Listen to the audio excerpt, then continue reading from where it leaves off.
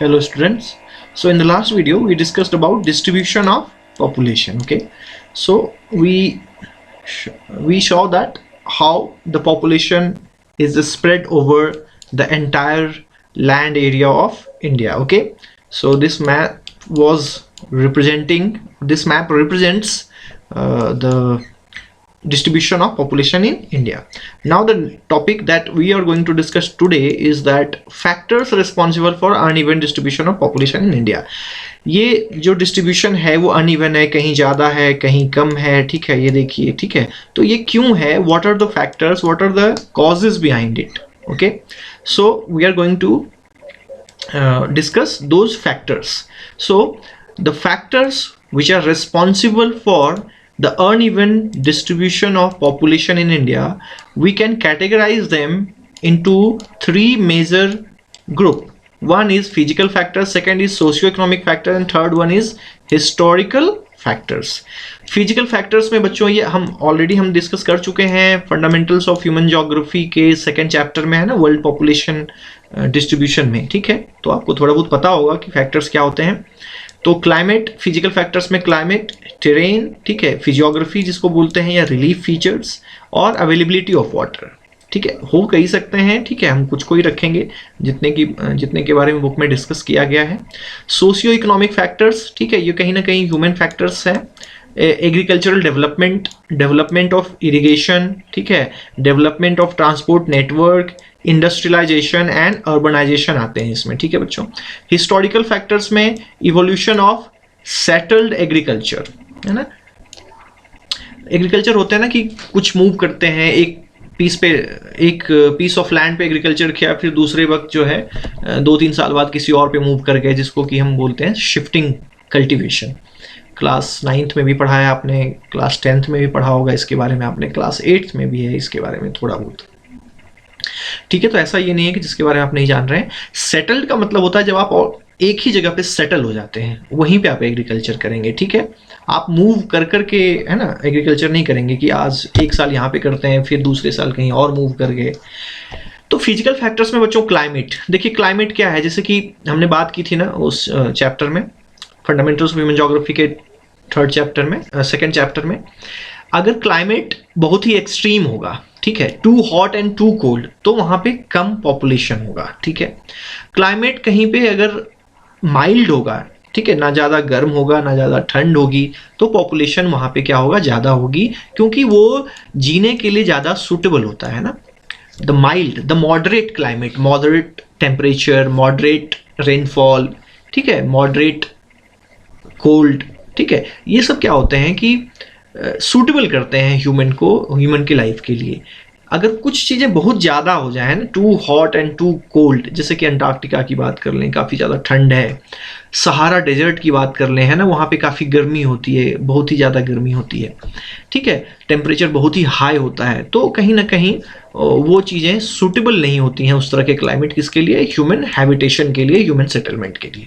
ठीक है बच्चों. तो जैसे कि हम अपने मैप में देखते हैं, इंडिया के मैप में, है ना, देखिए कि JNK में क्या होता है, काफ़ी ज़्यादा ठंड होती है इन एरियाज़ में, है ना. ये एरियाज़ जो हैं, ठीक है, यहाँ पर लद्दाख में काफ़ी ठंड होती है, दूसरा अरुणाचल में भी थोड़ी ठंड होती है. ठीक है, तो इन एरियाज़ में क्या है, देखिए हिमाचल में या फिर यहाँ पर नॉर्थ उत्तराखंड जो है काफ़ी, है ना, तो वहाँ पे क्या है कि काफ़ी ठंड होती है, तो इसलिए ह्यूमन हैबिटेशन कम है.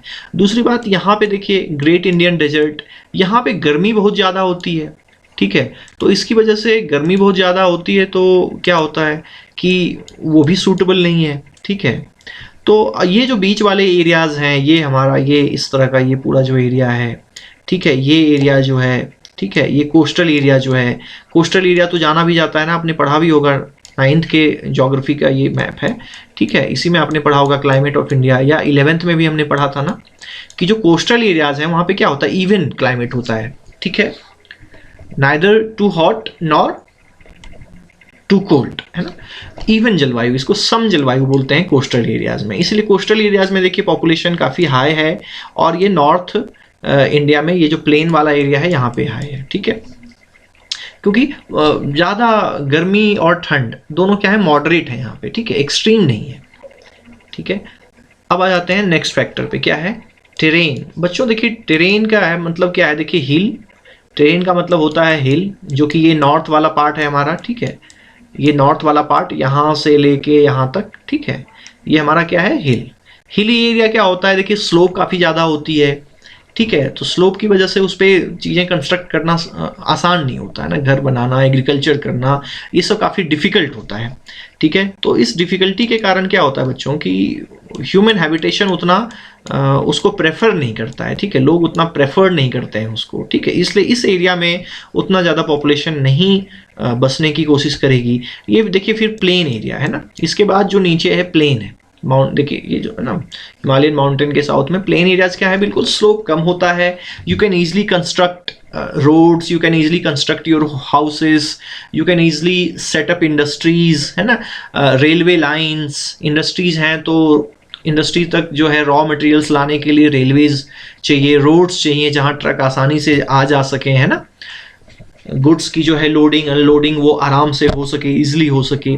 तो ये सारा कुछ क्या है, प्लेन एरियाज में हम बच्चों आराम से कर सकते हैं, और वही जो है ये इधर भी है, ठीक है, ये जो कोस्टल एरिया है हमारा वो प्लेन है, ठीक है। तो ये सारे जो हैं फैक्टर्स रिस्पॉन्सिबल हैं किसके लिए, अनइवन डिस्ट्रीब्यूशन ऑफ पॉपुलेशन के लिए, ठीक है। दूसरे फैक्टर्स जो हैं वो अब देखते हैं, सोशियो इकोनॉमिक, एग्रीकल्चरल डेवलपमेंट। देखिए बच्चों एग्रीकल्चरल डेवलपमेंट, ये पंजाब हरियाणा जो है ये थोड़ा ज़्यादा हो गया, यहाँ पे अगर बात करें हम ना पंजाब हरियाणा यूपी, है ना, बिहार और वेस्ट बंगाल, इन सब में क्या है देखिए कि खास करके पंजाब हरियाणा, यहाँ पे क्या है कि एग्रीकल्चरल डेवलपमेंट काफ़ी हुआ, क्योंकि ऑलरेडी यहाँ पर क्या है, फर्टाइल सॉइल है, ठीक है, फर्टाइल सॉइल है, तो पहले क्या था, लोग डिपेंडेंट थे एग्रीकल्चर पे इंडस्ट्रियलाइजेशन के पहले, ठीक है, तो कहीं ना कहीं यहाँ पे एग्रीकल्चर अच्छा होता है, ठीक है, तो ज़्यादा एग्रीकल्चर होता है अच्छा, इसका मतलब एग्रीकल्चर प्रोडक्शन ज़्यादा होगा, एग्रीकल्चर प्रोडक्शन होगा इसका मतलब लोगों को खाने के लिए फूड ज़्यादा अवेलेबल है, ठीक है, and that attracts people to settle in those areas where they can easily do agricultural activities, ठीक है। तो इस एरिया में जो है इसलिए पॉपुलेशन जो है वो ज़्यादा है, ठीक है। तो एग्रीकल्चरल डेवलपमेंट इस तरह से, डेवलपमेंट ऑफ इरिगेशन, तो देखिए development of irrigation directly linked है एग्रीकल्चरल डेवलपमेंट से, तो पंजाब हरियाणा वेस्टर्न यूपी यहाँ पर जो है ये वाला जो एरिया देखिए इसमें काफ़ी हुआ है। दूसरा अभी जो है आफ्टर इंडिपेंडेंस गवर्नमेंट ने कनाल बनाकर जो है वो राजस्थान में भी इंदिरा गांधी कनाल बना के वाटर को पहुंचाया है, तो अब जो है ये देखने में आ रहा है कि कनाल के आसपास जो है पॉपुलेशन धीरे धीरे बढ़ रहा है ना, क्योंकि वाटर अवेलेबिलिटी जो है बच्चों वो एक बेसिक रिक्वायरमेंट है पॉपुलेशन सेटलमेंट के लिए, है ना, ये हमने already fundamentals of human geography में डिस्कस किया हुआ है, ठीक है। और ऐसे भी जनरली अगर हम बात करें, जरूरी नहीं है कि वो आपको ध्यान में हो, तो वाटर के बिना जो लाइफ पॉसिबल नहीं है, तो वाटर जहाँ होगा, है ना, तो वहाँ पे जो है इजिली हम लाइफ जी सकते हैं। तो कनाल का मतलब ये है इरिगेशन सिस्टम का कि एग्रीकल्चरल एक्टिविटीज़ के लिए वाटर की अवेलेबिलिटी, ठीक है, तो वो जहाँ होगी एग्रीकल्चरल एक्टिविटी वहाँ होगी, इसका मतलब ये है कि पॉपुलेशन भी वहाँ पे ज़्यादा होगी, ठीक है। इसलिए पंजाब हरियाणा वेस्टर्न राजस्थान नहीं, मतलब राजस्थान में जहाँ पर ये इंदिरा गांधी कनाल है, ठीक है, वहाँ पर ठीक ठाक पॉपुलेशन सेटल हुई है, ठीक है। दूसरी बात, development of transport network, obviously ये प्लेन एरिया में होगा, ठीक है, ये सब अलग अलग नहीं है, ठीक है, ये तीनों फैक्टर साथ में काम करते हैं, ठीक है। तो जैसे कि टेरेन है, टेरेन जो है ये इससे लिंक्ड है, ठीक है बच्चों, किससे, development of transport and network जो है वो टेरेन से लिंक्ड है। प्लेन एरियाज में ज़्यादा डेवलप होगा तो वहाँ पे ज़्यादा पॉपुलेशन होगी। इंडस्ट्रियलाइजेशन, जहाँ पे इंडस्ट्रीज लगेंगी वहाँ पे लोग आएंगे, ठीक है, लेबर आएंगे, वर्कर्स आएंगे, वहाँ पे काम करेंगे, ठीक है, उनको फैसिलिटी देने के लिए जो है काफ़ी तरह की चीज़ें वहाँ सेटअप होंगी और पॉपुलेशन धीरे धीरे बढ़ जाएगा। अर्बनाइजेशन, कहीं पे सिटीज़ डेवलप हो जाती हैं, तो ये सारे लिंक्ड हैं, जहाँ इंडस्ट्रियलाइजेशन होगा वहाँ अर्बनाइजेशन भी होगा, ठीक है, तो वहाँ पे पॉपुलेशन धीरे धीरे बढ़ेगी, ठीक है। जहाँ पे अर्बनाइजेशन उतना नहीं है तो पॉपुलेशन नहीं होगा, जैसे कि दिल्ली मुंबई की बात कर ले, है ना, वो बिग सिटीज़ हैं इंडिया की, तो देखिए वहाँ पे पॉपुलेशन कितना है। आजकल आप देख रहे होंगे न्यूज़ में, है ना, कि दिल्ली मुंबई से लोग जो हैं, जो वर्कर्स हैं, डेली वेज वर्कर्स, वो मूव कर रहे हैं अपने घर की तरफ, क्योंकि अभी जो है लॉकडाउन की वजह से सारे फैक्ट्रीज बंद हो चुके हैं, है ना। तो ये आप थोड़ा को रिलेट कर सकते हैं, ठीक है, अपने इस प्रेजेंट सिचुएशन से। जो आप न्यूज़ में आजकल देख रहे होंगे, ठीक है। तीसरा फैक्टर है बच्चों historical factor, evolution of settled agriculture. बच्चों वही मैं कि एग्रीकल्चर देखिए जो आज से हजारों साल पहले की बात है, ठीक है, वहाँ पे क्या था कि इंडस्ट्रीज नहीं थे इस तरह के जिस तरह के आज हैं, ठीक है। तो मेन ऑक्यूपेशन लोगों का क्या था बच्चों, मेन ऑक्यूपेशन जो था वो था, ये मैप भी जो है भर गया, ठीक है, इस मैप में आ जाते हैं। मेन ऑक्यूपेशन क्या था बच्चों, एग्रीकल्चर, है ना। उस समय लोग एग्रीकल्चर करते थे और जो खाना उस पर प्रोड्यूस होता था फूड उसको खाते थे आराम से, ठीक है। मेन टैक्स भी एग्रीकल्चरल प्रोडक्ट का लगता था, है ना। क्लास 8 में आपने पढ़ा होगा ना, ठीक है, कि जो हिस्ट्री है क्लास 7th और 6th में, ठीक है, कि जो टैक्स लगता था वो क्या लगता था, एग्रीकल्चर प्रोडक्शन पे, ठीक है, लैंड रेवेन्यू होता था, ठीक है। और उसको हम एग्रीकल्चर फूड प्रोडक्शन जो हम करते थे उसी का कुछ भाग हमें जो है टैक्स के रूप में देना पड़ता था। लेकिन आज हम टैक्स क्या देते हैं, आज हम टैक्स रुपीज़ में देते हैं, करेंसी में देते हैं, अपने इनकम का देते हैं, ठीक है। तो उस समय क्या था कि जहाँ पे एग्रीकल्चर पहले डेवलप हो गया, ठीक है बच्चों, वहाँ पे ऑलरेडी लोग ज़्यादा धीरे धीरे सेटल होने लगे। और एग्रीकल्चरल उस समय कहाँ पे डेवलप हुआ होगा, ठीक है, वहीं पे जहाँ पे उनको सॉइल फर्टाइल मिलेगा, जहाँ इरिगेशन की सुविधा मिलेगी, जहाँ वाटर अवेलेबिलिटी होगा बच्चों, ठीक है। और वो था ये नॉर्थ इंडियन प्लेन, ठीक है बच्चों। यहाँ देखिए कितने रिवर्स जो हैं वो यहाँ पे फ्लो कर रही हैं, ठीक है। और ये फर्टाइल यहाँ पे सॉइल बनाती हैं थ्रू फ्लड प्लेन डिपोजिशन करके during the time of flood. तो यहाँ पे एलुवियल सॉइल डेवलप हो गया और धीरे धीरे यहाँ पे एग्रीकल्चर भी वो लोग करने लगे और सेटल हो गए, ठीक है। सेटल एग्रीकल्चर करने लगे मतलब एक ही जगह रुक कर वो एग्रीकल्चर करने लगे, कहीं मूव नहीं करते थे। क्यों, क्योंकि उनको अच्छा फर्टाइल सॉइल मिल गया यहाँ पर, ठीक है, प्लेन एरिया मिल गया, अब क्या चाहिए, ठीक है। तो और भी कुछ फैक्टर्स थे, ठीक है, वो हम बाद में बात करेंगे, क्योंकि यहाँ बिहार में जो है उसमें झारखंड बिहार एक ही था, वहाँ पे उनको आयरन का माइन मिल गया, आयरन से वो जो है टूल्स बनाने लगे, एग्रीकल्चरल टूल्स, फॉरेस्ट को क्लियर करने लगे, ठीक है। और एग्रीकल्चर के लिए लैंड वो रिकवर करने लगे और फिर धीरे धीरे एग्रीकल्चर डेवलप होती गई। तो जिसकी वजह से चूंकि इस एरिया में जो एग्रीकल्चर थोड़ा पहले डेवलप हुआ, ठीक है, ये जो हमारा प्लेन एरिया है, तो इसमें क्या है कि धीरे धीरे इसी वजह से पॉपुलेशन भी ज़्यादा है, ठीक है। तो ये हो गया हिस्टोरिकल फैक्टर, है ना, क्योंकि सबसे पहले वहाँ पे एग्रीकल्चर डेवलप हुआ तो लोग वहाँ पे एग्रीकल्चर करने के लिए सेटल होने लगे, रुकने लगे, ठीक है, और इसलिए पॉपुलेशन धीरे धीरे वहाँ पे बढ़ती चली गई। नीचे कुछ एग्जाम्पल हैं बच्चों फिजिकल फैक्टर्स के, देखिए नॉर्थ इंडियन प्लेन, है ना, ये हमने डिस्कस कर लिया है ऑलरेडी, ठीक है।